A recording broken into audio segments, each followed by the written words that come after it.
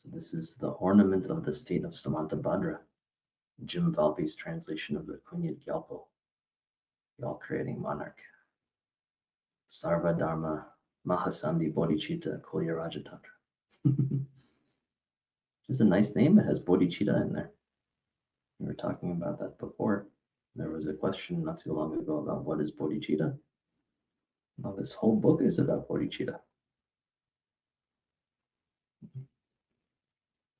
So we're in chapter 5, the essential state. And so remember, this is a conversation like a play between the Dharmakaya aspect and the Sambhogakaya aspect, between awareness and this personification of awareness, or between Dharmakaya and the personification of awareness, Dorje Lekpa. So first speaks the Dharmakaya. So then, the all-creating monarch, pure perfect presence, bodhicitta, explained to Dorje Lekpa the essential meaning, the conclusion of teachings, the essence of the state. Hey, Mahasattva, listen. My essence is as follows. Its existence is not other than one. Its display displays in two types. Its arising arises as 9 vehicles. Its conclusion is concluded in Dzogchen.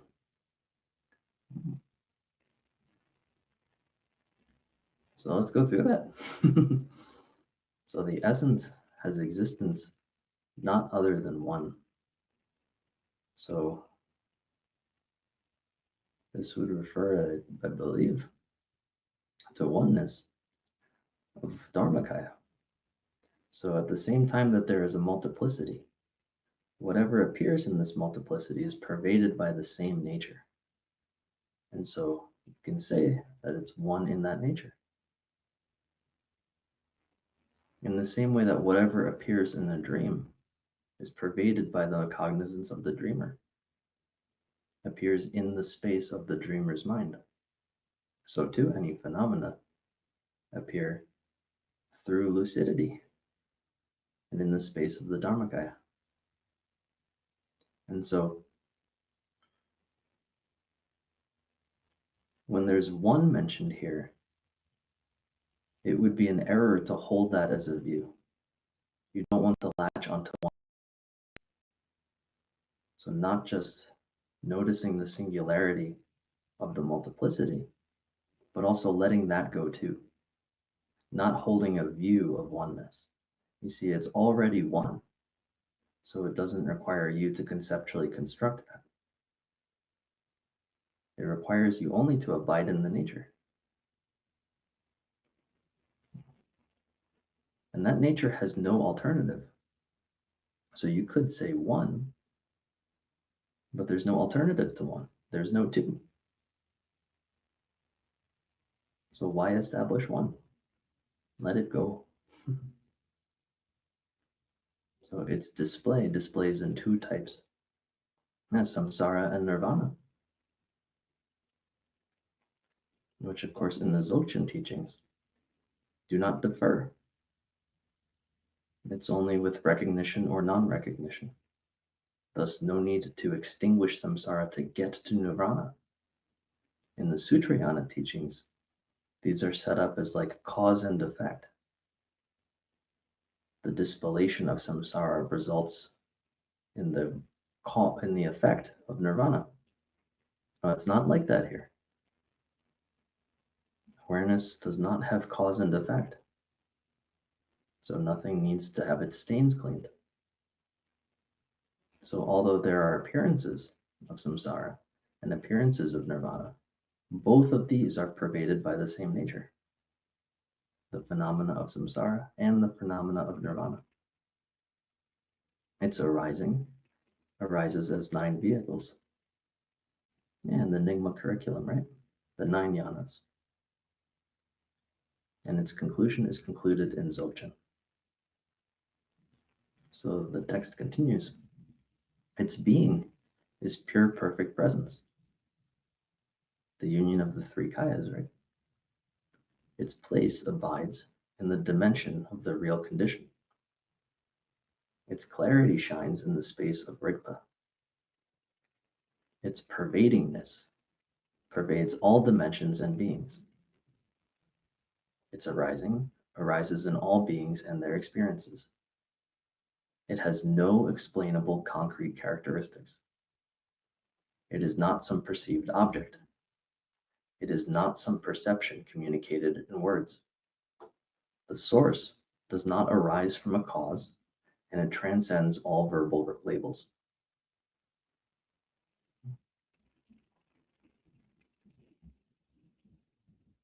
So these words are pointing out. Although it transcends labels, we're certainly using a lot of words and labels here, right? These words and labels are not attempting to communicate a view, not in the sense of a conceptual view anyway. They are attempting to get you to let go of any view. That's the only utility of saying cannot be communicated in words. You say these words so that people put down their conceptual understanding. As long as people are holding onto concepts, it's a little veiled. It's not recognized. So this text is a pointing out instruction, if you let it. So it continues. If you want to definitively understand this state, the example is space. The meaning is the unborn real condition, and the signs are the unceasing energies of the presence itself. And you see how it's a little hard to classify this text as purely Semdi. It's talking about space, which is characteristic of the Longdi teachings, right? So it says the space-like real condition is pointed out with the space-like example. The real condition beyond reference can be explained by characterizing it as beyond reference. That which is beyond expression in words is the non-referential ultimate sense, which is communicated with the words cannot be communicated. Oh, that's great. See, even the text says it. This explanation of the state elucidates the ultimate sense. You should use these three ideas to understand my state. And here it says ideas. This is probably acceptable usage of the word ideas. These are concepts. These are fingers pointing. So let's go over them again to make sure that they're sticky. So the first one is space.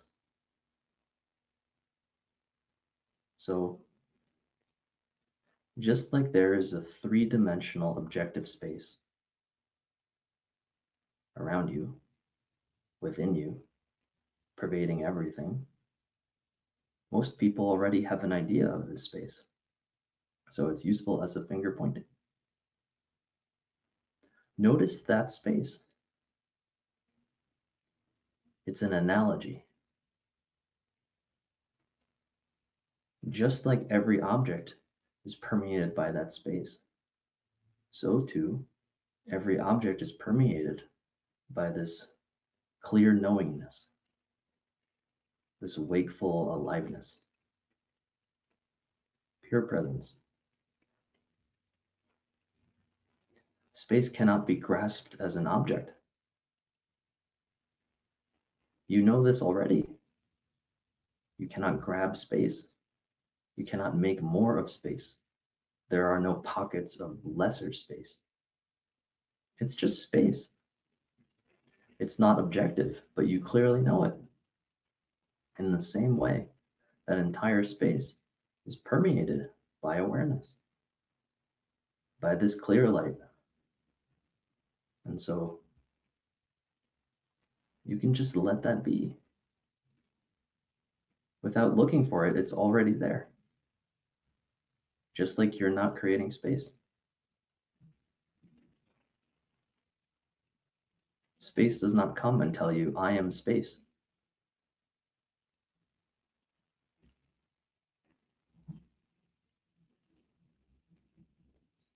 So the next one is that the real condition is beyond reference, meaning like a reference point. And so you can explain it as beyond reference.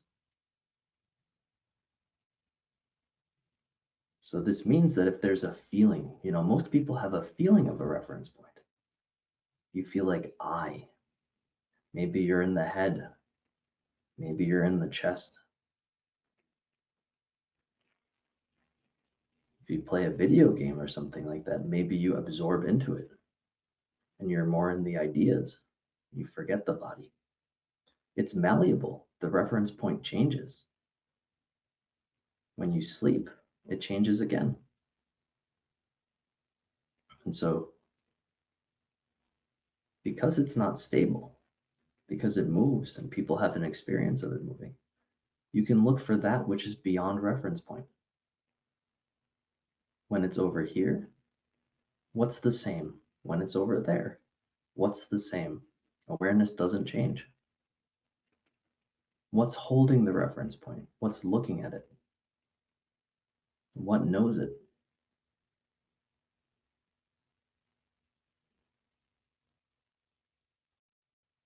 And the last is that this cannot be communicated.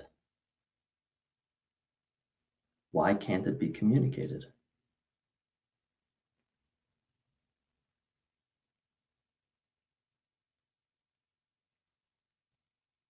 You have to look.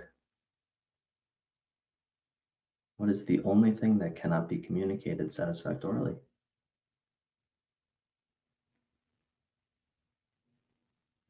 In this group, we talk about awareness a lot. Have we communicated it or not?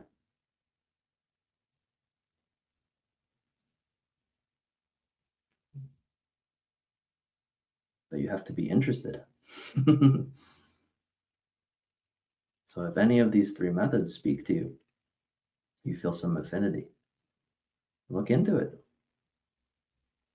Try it. Can't hurt. And any questions, of course, jump in, or comments or sharings. So it continues. Dharmakaya says, you must use these three ideas to understand my state. If you do not understand my state using these three ideas, no matter what sounds and words are used to explain my state, you will never meet me. I remain invisible when you deviate from me, so you do not see the source of phenomena. Thus he spoke. People can get tripped up by this. You can see people online who try to memorize the right words. It's very common in Buddha Dharma.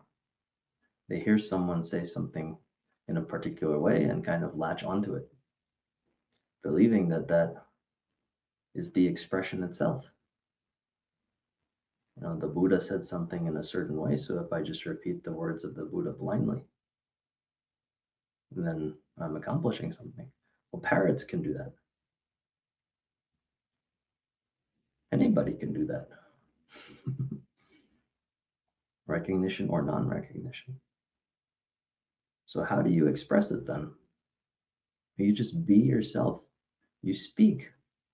You express it in your own way. Everybody who recognizes awareness has their own expression of it. It's really beautiful to see. This is why it's not boring after such a large amount of time talking about the same thing. Andago says, knowing the samayas is great while exploring this text. Well, how did they plug in here?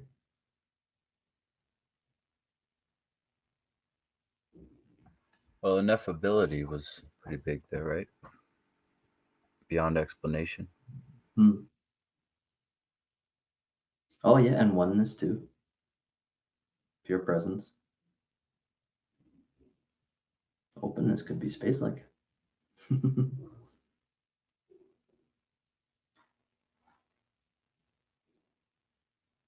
Yeah, the four samayas from the way of abiding that we're reading with Dawai. Yeah, all of these are keys. They're not concepts and they're not beliefs. It's pointing out what is so you can go and recognize it. What need is there to say openness? It's already open. But you can say openness, and someone who hasn't recognized it can recognize it. It's beautiful. And then you don't need to hold openness. It's unsustained.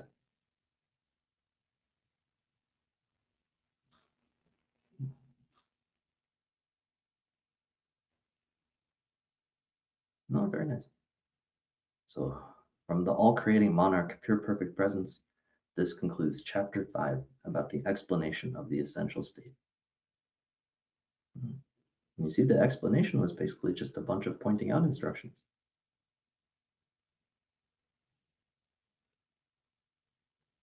Be free from concepts.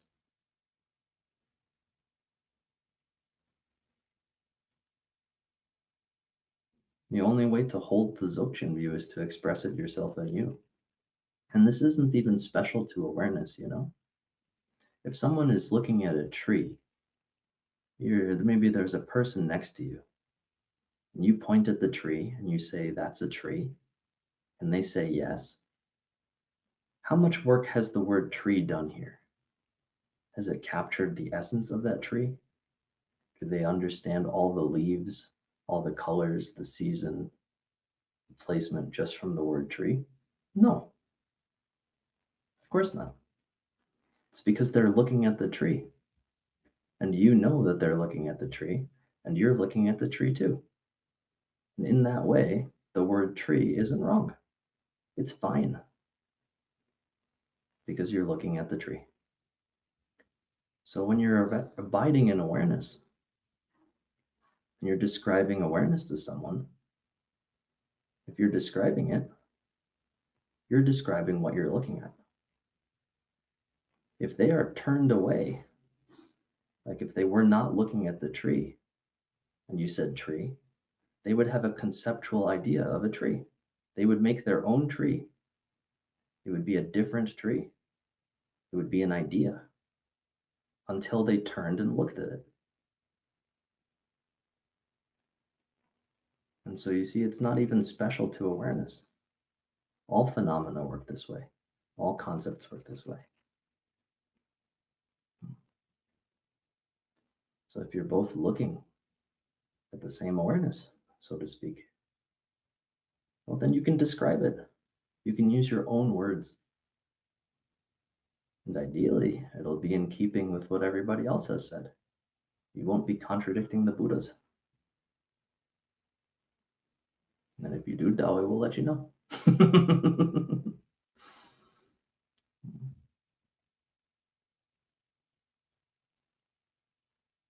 All right. Well, very nice. Any comments, questions, anything?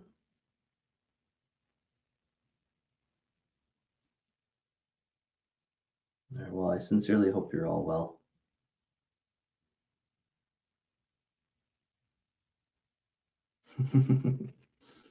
Oh, you like the tree. Yeah, that's basically what we're doing, right?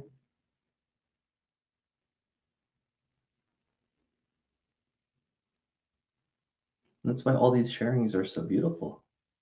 You know, there are no repetitions here.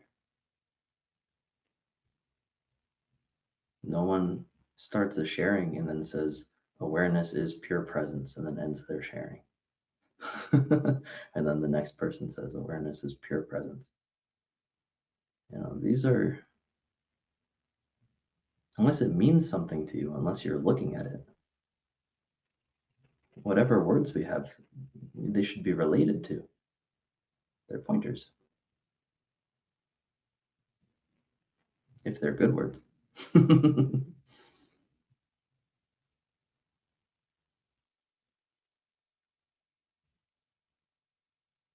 All right, well, thank you, everyone.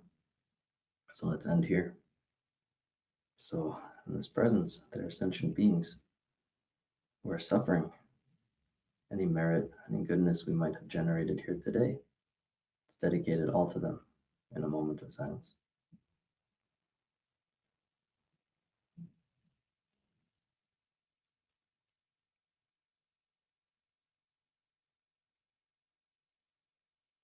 Thank you, everyone.